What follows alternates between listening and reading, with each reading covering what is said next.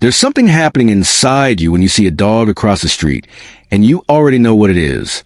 That pull, that almost embarrassing urge to cross traffic just to pet a stranger's golden retriever. And if you've ever contemplated that, then this video is specifically about you.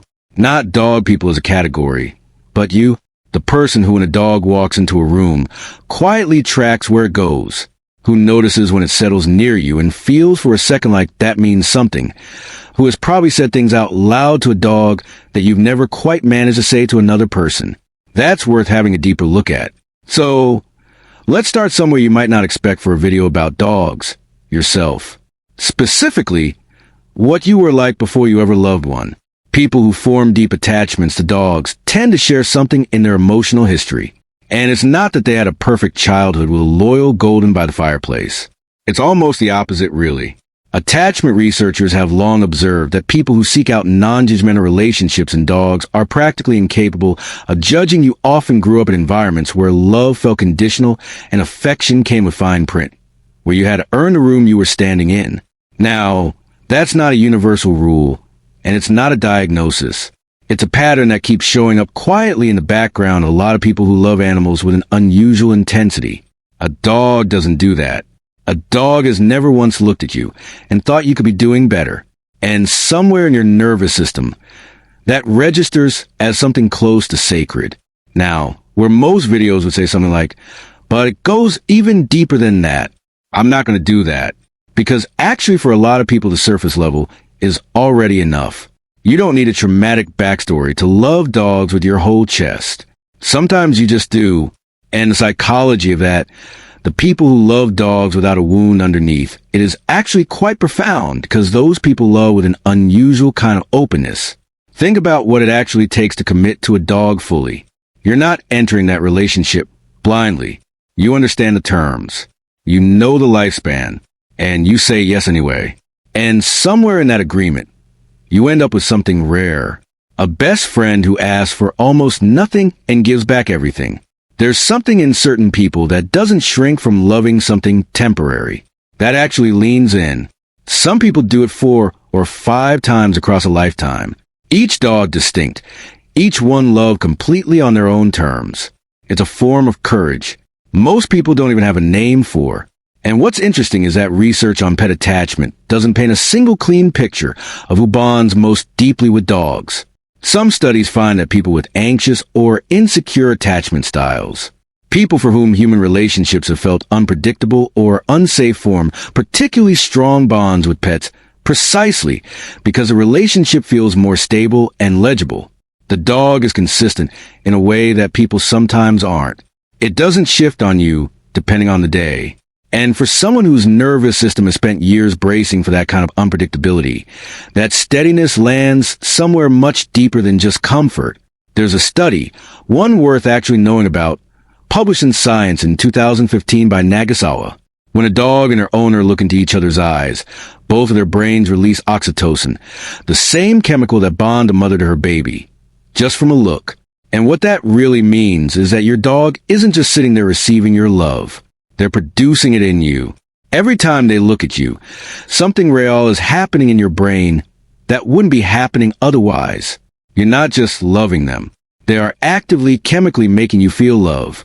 That's more than poetic, if you ask me.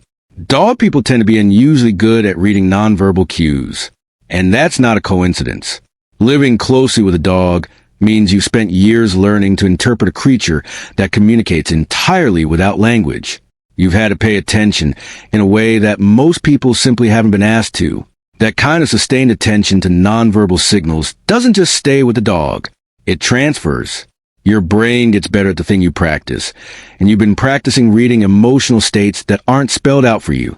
Some personality research does find dog owners scoring higher on empathy measures, though whether that a cause or a side effect of the relationship is something researchers genuinely haven't settled.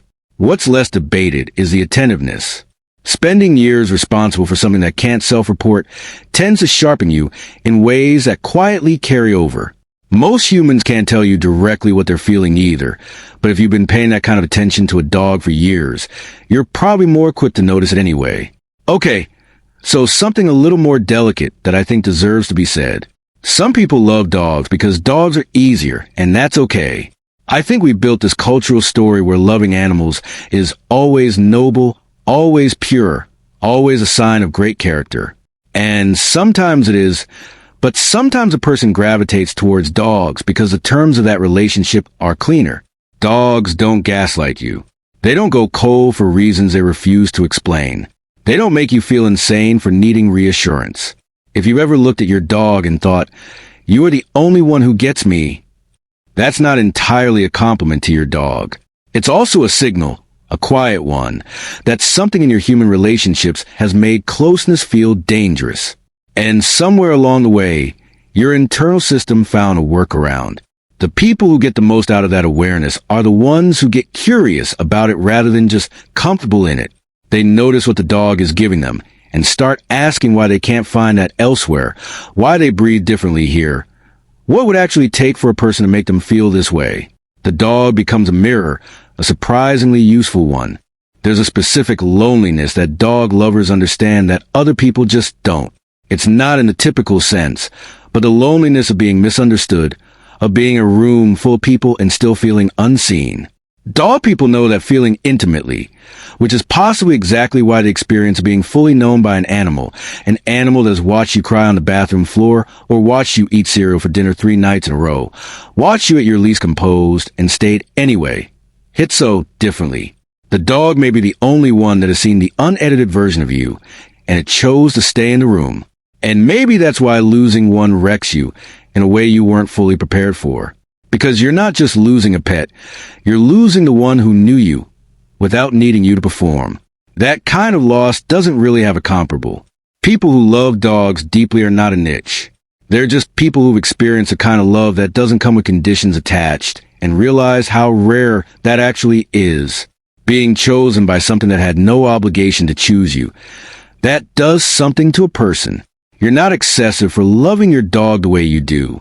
You just know what it feels like to be loved well, and you decided a long time ago that you weren't going to take that for granted. If you're interested in exploring some of my explanations further, I've put together a collection of books that dive deeper into psychology, human behavior, and independent thinking. You can find the full list on my bookshop page through the link in the description and pinned comment. And if you enjoy content like this, consider subscribing and turning on the notification bell so you don't miss future uploads.